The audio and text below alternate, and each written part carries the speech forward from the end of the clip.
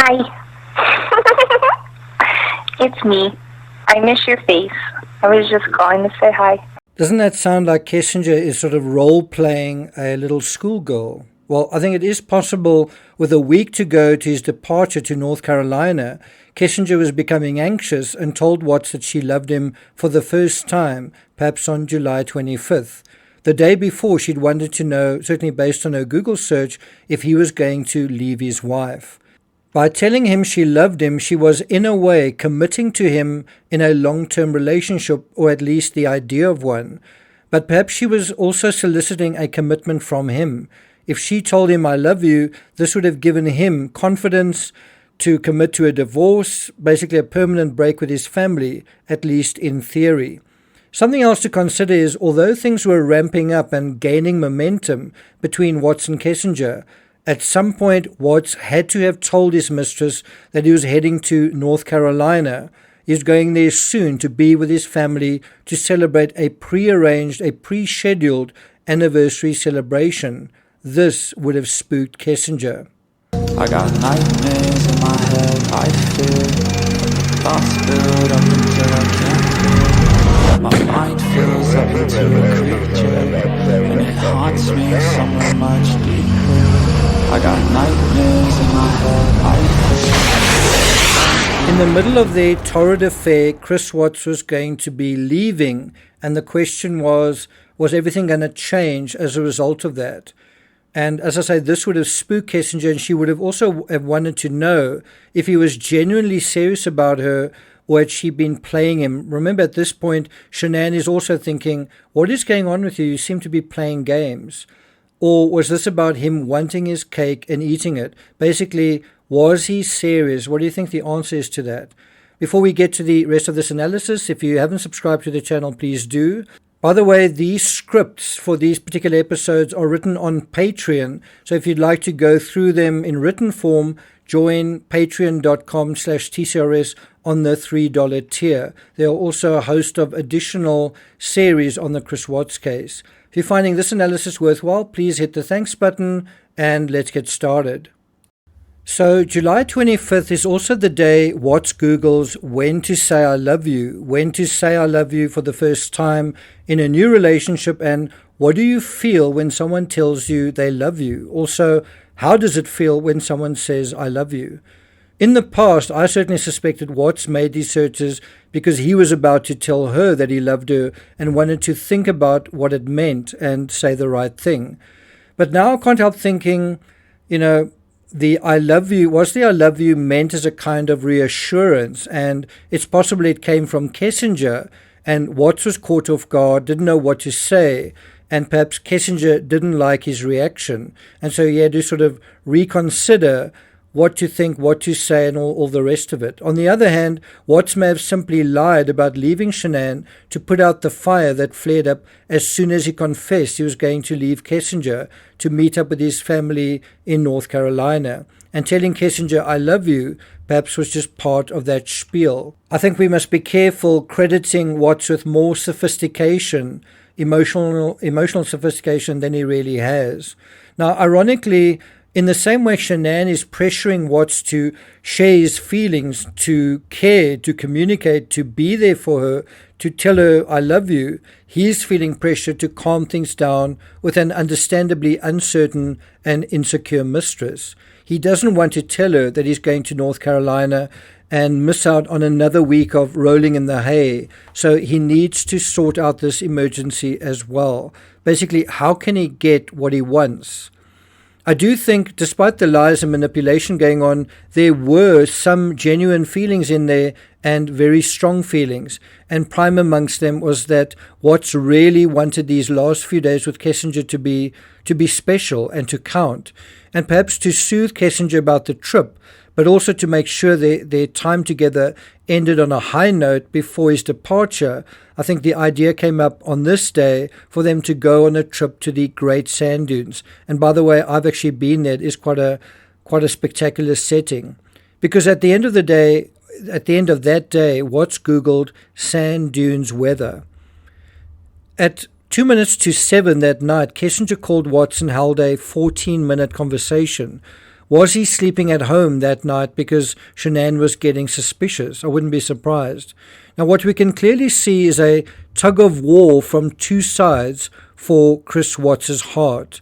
Really, two women both doing battle on different sides of the state, basically, on coming from different phone numbers, basically trying to win him over and win his affections. Now, despite what you may think of Chris Watts, he certainly was looking the best I think he'd ever looked, and some of the young women around him were responding, not least of all his own wife, but also a co-worker.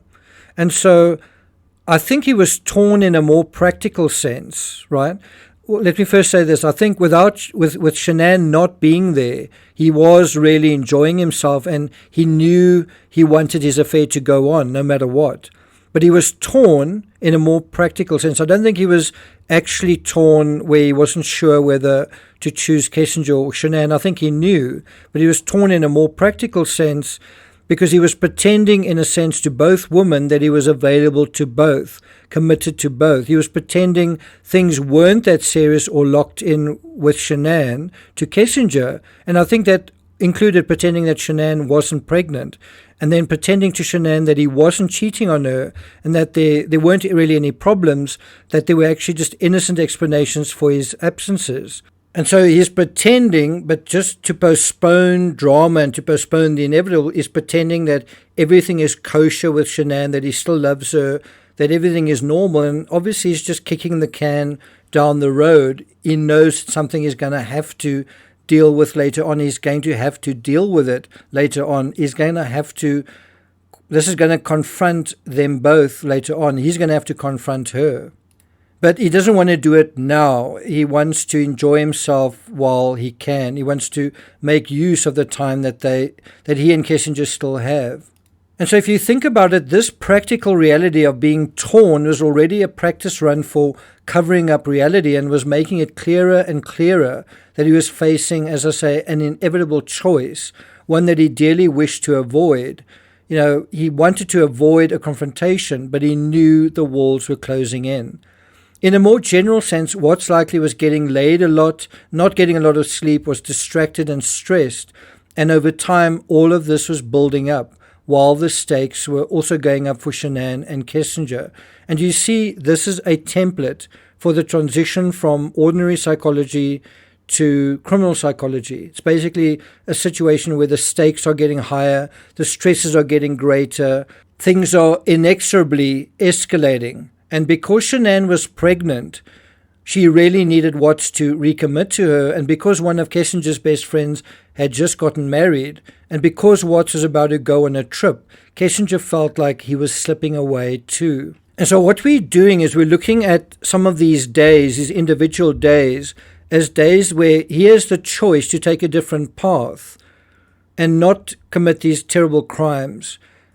He has a choice. Every single day there's an opportunity for him not to go down that route. And let's face it, there are many people who perhaps think about committing crimes and then they don't ultimately. But then there are people like Chris Watts who do. And so what is informing his present, what is making everything basically inevitable? Well, it's his thinking that I have to have this outcome, and I'm going to have to force a particular outcome. Why? Because I don't have the stamina, I don't have the capacity to now to negotiate a divorce.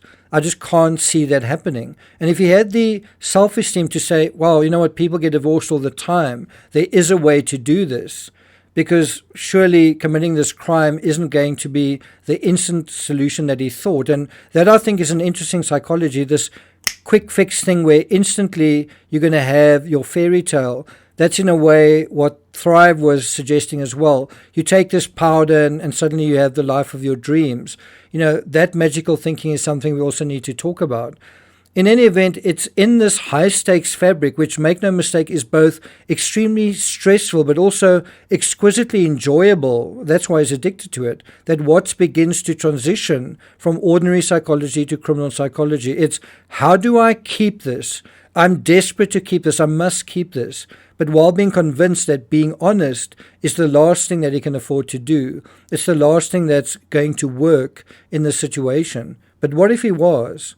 And so the real question is, how dishonest, the question he's asking himself, is how dishonest is he going to be? Is he just going to tell lies, or is he going to take it up to another level? And of course, as things escalate, he does make that choice. You can also see that we are clearly dealing with an overriding sexual motive. He wants sex with Kessinger now, not his wife, but there are also enormous financial pressures and dynamics driving the psychology as well. There are other lesser motives. The one terrible lesson that he has learned from this extended period where Shanann and the kids were away was how much he enjoyed it. The freedom, how much he really embraced that freedom. And with that came the realization, what if I could hold on to it somehow, this freedom? And those thoughts about freedom necessarily meant he definitely didn't want a baby right now. But did he really want to go back to a life with these other babies? Even if Shanann was out of the picture, did he really want these other children messing up his life with his mistress? That was going to ruin this wonderful roller coaster ride as well.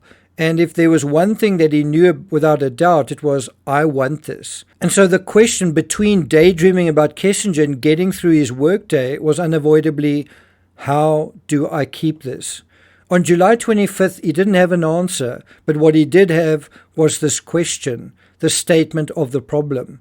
And with each passing day, time was counting down for a solution. Somehow, he was going to have to come up with something. I'm not going to take it further than that. I'll see you guys tomorrow for episode 5 in this series dealing with the timeline review of the Chris Watts case. Thank you for listening, and I'll see you guys next time.